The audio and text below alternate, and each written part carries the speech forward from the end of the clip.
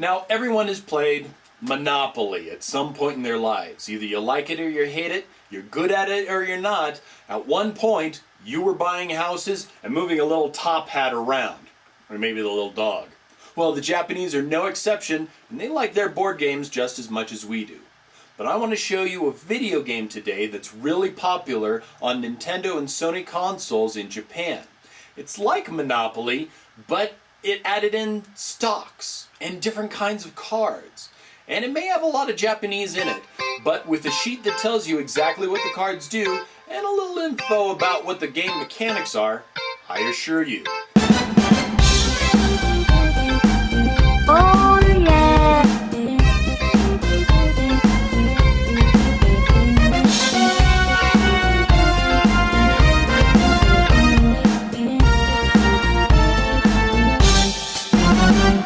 Itadaki Street.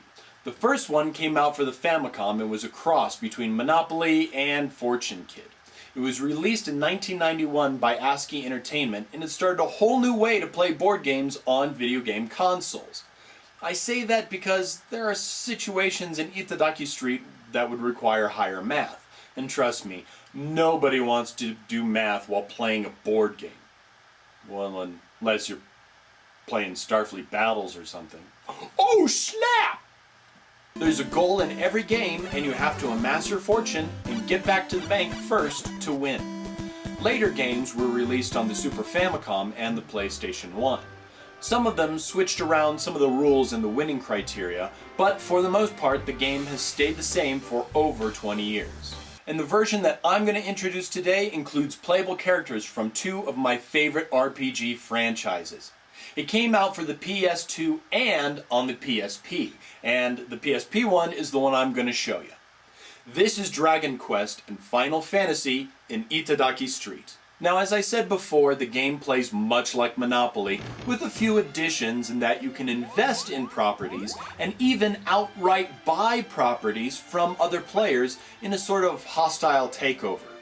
The game also includes cards more than Monopoly does, and these cards can actually greatly affect how a turn plays out, more so than community chest cards would. And just like in Monopoly, if you end your turn in the black and you don't have any cash left, then you're out of the game. And where Monopoly can go on for a really long time, well, each map in Itadaki Street has a goal. First one to meet or exceed that goal and make it back to the bank wins. So it's actually really possible to invest wisely and win the game and not even have a single property in your possession. It's crazy! Now, when you first pop in the game, you'll come across the main menu. This is where you'll start your game or go to other areas with your hard-earned gold and unlock things. Then you'll be asked to create a username. If you go to this area here, you can choose English. Then you'll go outside and start a game. As you unlock things and characters, then you can look around the area and talk to people. Not that you can understand them, but you can do that. When you actually start the game, you'll actually have a new main menu, and you'll be using this for most of the game. Dice, stocks, shop, map, and other. Dice rolls your die. Stocks shows you what stocks other people have. Shop allows you to buy or sell or do other things with your property that you own. Then there's other. You can find out what the goal is, speed up the text, or even save and quit. Now, when playing the game, you roll the die. If you land on a property that nobody owns, you can buy it or not. The top number is the rent, and the bottom is what it costs to buy the property. If you land on someone else's property, then you need to pay whatever the rent is. If you have made a stock investment on that street set, then you get a cut of the rent owed. The more stock you own, the more money you can get. So you can see that it might be a good idea to invest in other properties even if you don't own houses there. You can also choose to buy the property outright from its owner for 5 times its value, and making this thing a real steal. If you land on your own property, then you can invest in any of the properties that you own on the board, thus raising their value, thus raising the value of the entire set, and keeping someone from stealing it from you for a song. but you can only develop one property and only to a certain limit. Now if you land on another person's house and you don't have the cash to pay the rent, then you will see this menu asking if you want to sell stocks or sell a property that you own. If you're ever forced to sell one of your properties, then you're sent to the auction where players bid on a property. Pressing the square button bids 100 gold and the circle button bids 10 on it. Highest bid wins. As you move along, you pass by several other properties, banks, chance cards, what have you. Here's how they work without getting too technical. The casinos are just a chance to get more money. They appear as any number of Dragon Quest or Final Fantasy lucky games. A metal slime hunt, a chocobo blind maze, a slot machine. There's just a lot of casino games and each one is pretty self-explanatory. These areas are the chance areas. Land on one and it'll give you a card suit.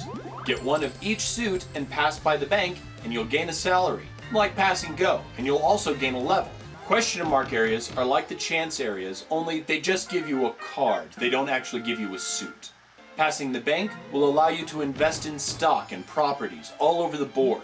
And landing on this square makes it a rent-free turn, and you will gain no money from people landing on your properties. Each board is different, and so different strategies will be used for different boards. Now this is part of the fun that comes from playing Itadaki Street. I mean, imagine playing Monopoly if you could buy new boards for it and you could go in different directions and it was like in a figure eight or different styles and that'd be so cool! As you finish games and gain coins, then you can begin to unlock characters and even new maps with the coins that you win. You can only clear a map though if you get first or second place. This game really isn't that difficult to play, but it is really challenging. Each version comes with new maps, new characters, and new ways to play it. On the downside, if you're playing by yourself, which will probably be the case most of the time, then you will have to watch the casino events from your opponents, which can be a little bit of a drag. Also, if one of the computer opponents gets it in their heads to trade a property, then you have to sit through the whole setup. There's just no way to skip it. No, Sephiroth, I don't want to trade houses with you. God, stop asking me! Buy low, sell high. That's the golden rule for this kind of game. The graphics aren't always the best, but it's a board game. You don't need spectacular graphics. And the music can be a bit repetitive, but the challenge here is amazingly tough. The computer is out to win. And if you want to trade properties with a computer, you have to give it an offer better than even. It won't take anything less. Now, if you think that this game sounds really a lot of fun, but you just don't really want to muddle through any Japanese whatsoever, well then this year, Nintendo is going to be releasing their first English Itadaki Street game in the US and the EU. It's called Fortune Street, and it'll be on the Wii. Now I got to play a little bit of this game at this year's E3, and it plays the exact same way. I'm actually really excited to see what people think of this game when it comes out. And yeah, I know a lot of people are probably not going to buy it. This type of genre just might not be up their alley. But it is a fun game, and those who do buy it probably will like Monopoly, and will definitely get a kick out of this. And if you feel like you'd like to give this game a try and want an excuse to play a very obscure title, then pick yourself up a copy of Itadaki Street.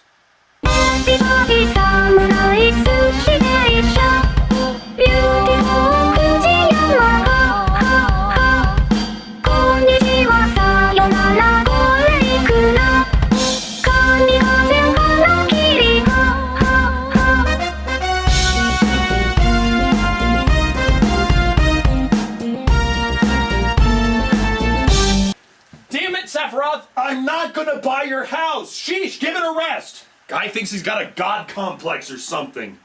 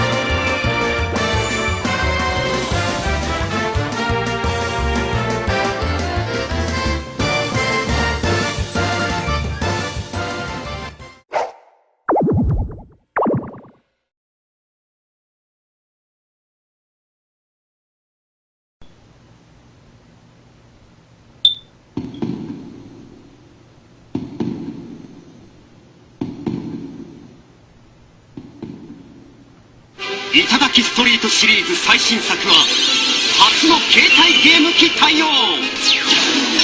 プレイステーションポータブルでついに登場。誕生から15年、頂ストリートはすごろくタイプの定番ボードゲーム。ゲームデザインはドラゴンクエストシリーズでおなじみ堀井雄二。ダイスを振ってお金を儲けゴールを目指す知恵と度胸の真剣勝負。充実したチュートリアルで初めての人でも簡単プレイ。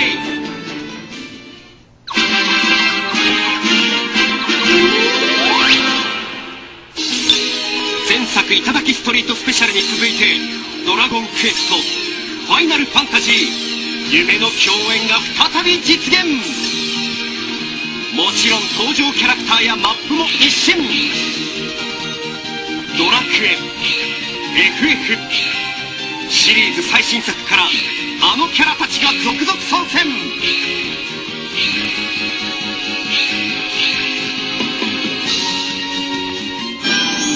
オールスター集結。全員主役のゴージャスバトル。おなじみのあの場所でおなじみのあのキャラクターたちと勝負。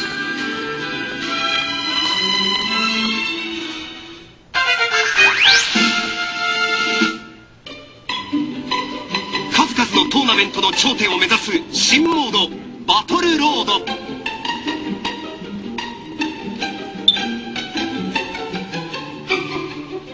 駆け引きが熱いお金儲けバトルが今始まる。カジノもさらにパワーアップ。ファン驚愕のミニゲーム満載。一人プレイはもちろん最大4人までの対戦プレイが楽しめる。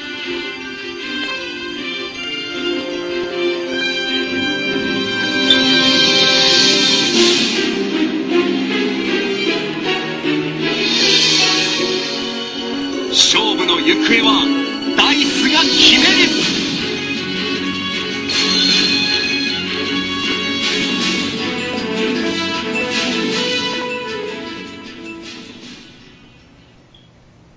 いつでもどこでも誰とでもドラゴンクエスト&ファイナルファンタジー in 頂ストリートポータブル5月25日発売。